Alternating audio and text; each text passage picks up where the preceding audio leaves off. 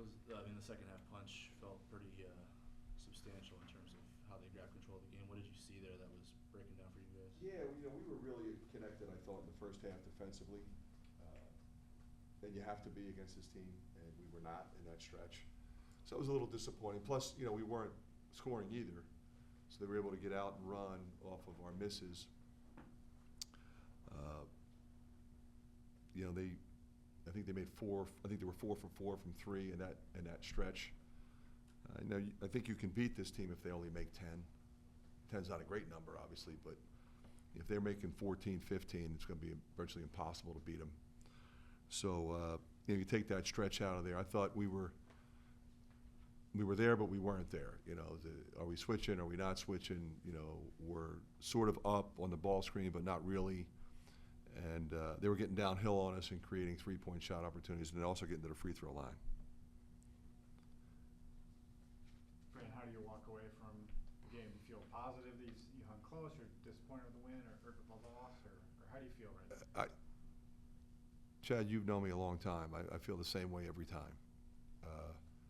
We did some really good things tonight. We did some things that have to be corrected, but I'm not going to, focus on any one particular thing that makes me angry or makes me happy.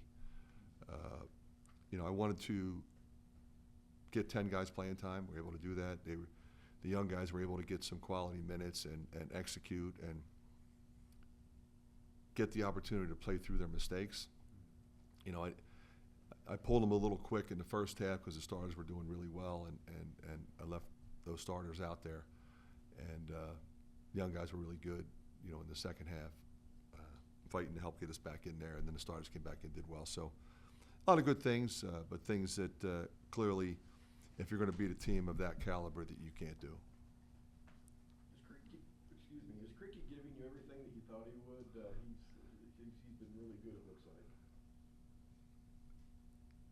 Recruiting is different now, especially in the springtime, because then you have when you sign guys early, you have what you think you need, and then when you get to the spring, then you know what you need.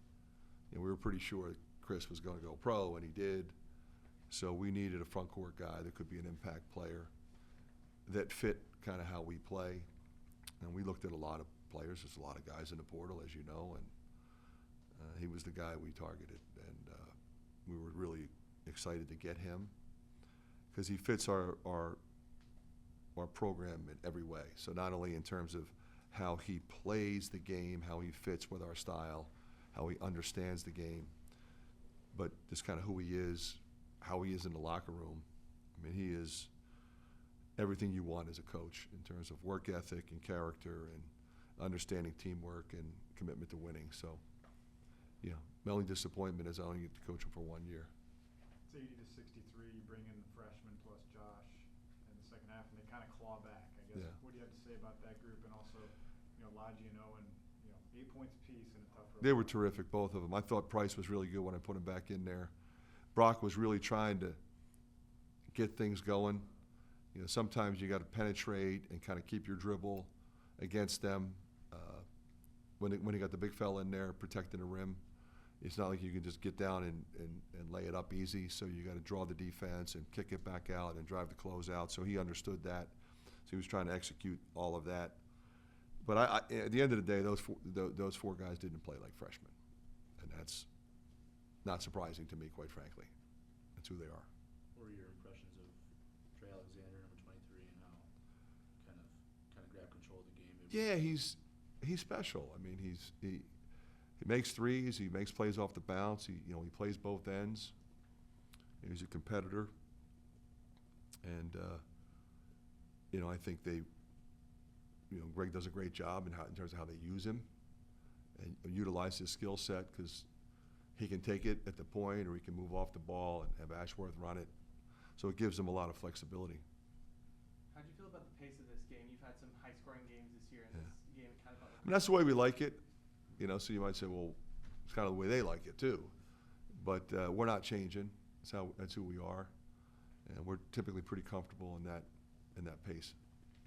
Peyton, I know it took a hard hit there. Any early prognosis? I was really close to not putting him back in. you know, what Brad said, they took him in the back and they put him through a battery of tests, and they said he was fine. He wanted to go back in. That's not typically enough to put him back in. We've got to make sure, you know, we had Dr. Marcus in here, and they all felt comfortable putting him back in there. How challenging is that trio that's come back for Creighton and Baylor, Trey and Ryan, to defend as an opposing coach? Well, they all can score. They all have size. They all make plays. You know, they typically don't rattle too much. And that's kind of what you need if you're going to win close games. Last question. Josh Dick's kind of homecoming-ish for him, just right across the river. He had a big kind of section of fans cheering him on, just overcoming the injury and him playing pretty well, I guess, in times tonight. Yeah, no, Josh is always going to be solid. Right. You know, he's really smart. You know, we have the ability to kind of move him around. We can put him at the point. We can play him at the 3 or the 2. I thought he came off the screen in the first half, a nice pull-up. He's usually money with that shot. So you know, I would have preferred to keep shooting that one. But he's only going to really lock into trying to help us win. And you know, typically he's a really good defender. We can put him on guys that are anywhere from 6 feet to 6'7". So he's a very valuable guy. It was great to see his family there. All right, Thanks, guys. Thank you.